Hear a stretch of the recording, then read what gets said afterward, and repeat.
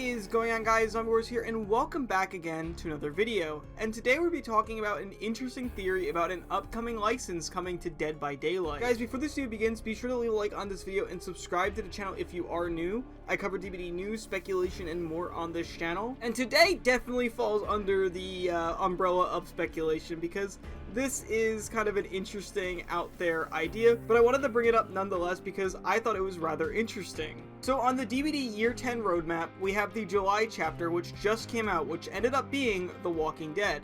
Now the next chapter, which comes out in September, is going to be an original survivor and killer, so it's not going to be a licensed chapter. However, November is the interesting one, because that is going to be a licensed chapter, and we have no idea what it's going to be. Now originally we were split between Predator, Resident Evil, and Stranger Things. However, it feels like there is a couple of options that have fallen off of that possibility. The lining up of Stranger Things final season lines up really well with the November license chapter. However, from the wordage used about dealing with Netflix, it seems like there still isn't any definitive projects being worked on. So I don't think November is going to be Stranger Things. There's also speculation it could be Predator, but the thing is that the chapter is going to be a new killer and 2 new survivors.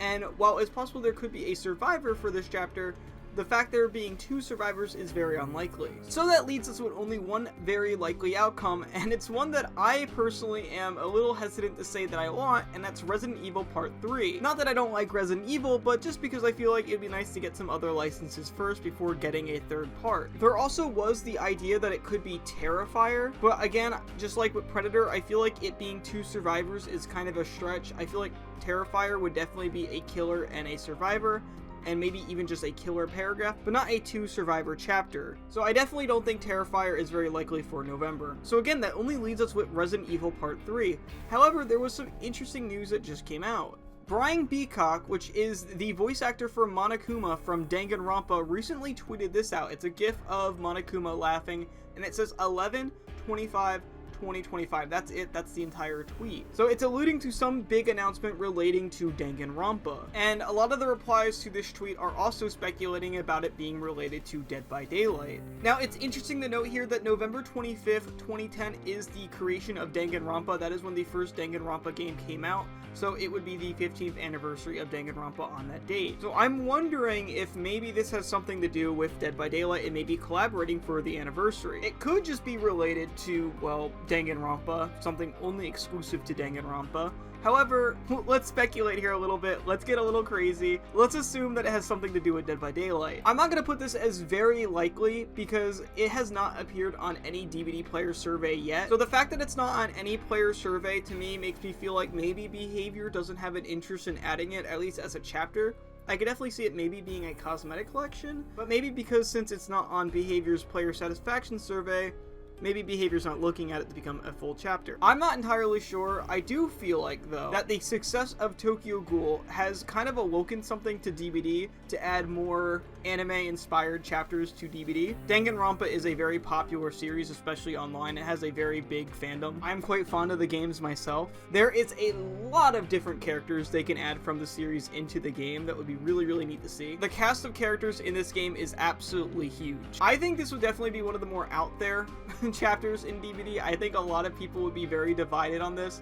However, I am more open to licenses in Dead by Daylight. I am not one to gatekeep certain things, unless it's, you know, Garten of Banban or whatever.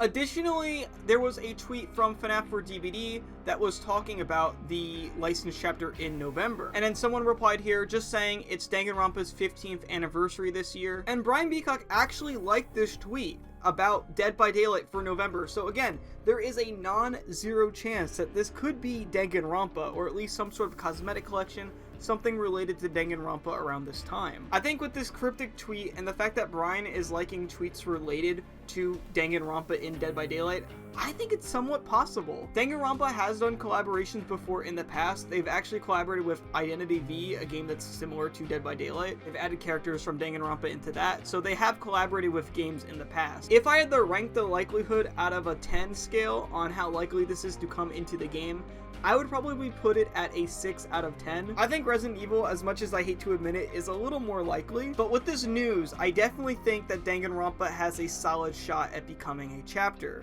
Even if it's not a chapter, I definitely do think it is something related to Dead by Daylight. I could definitely see it being a cosmetic collection, but I feel like for like an anniversary, it would definitely have to be something big, like a chapter. Because again, this is Danganronpa's 15th anniversary. That's a huge milestone for the series. And in terms of how big this chapter is, like I said earlier, Danganronpa has a really huge fandom.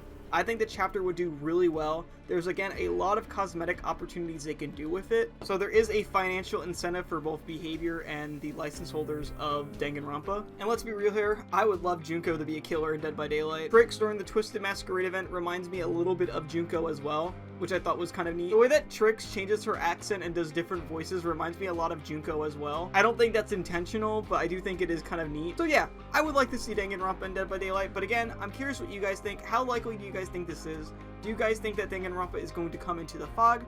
Or do you guys think that this is absolutely nothing related to Dead by Daylight? I think the fact that there were like tweets related to Dead by Daylight from the voice of Monokuma makes me think that there is something involved. Obviously, if they did a chapter with Monokuma, they would probably get the voice actor for Monokuma to have some sort of role with the chapter. But that's pretty much it, guys. Thank you guys so much for watching today's video. Hopefully you guys enjoyed. If you did, leave a like. New to my channel, subscribe. I'll see you guys in the next video.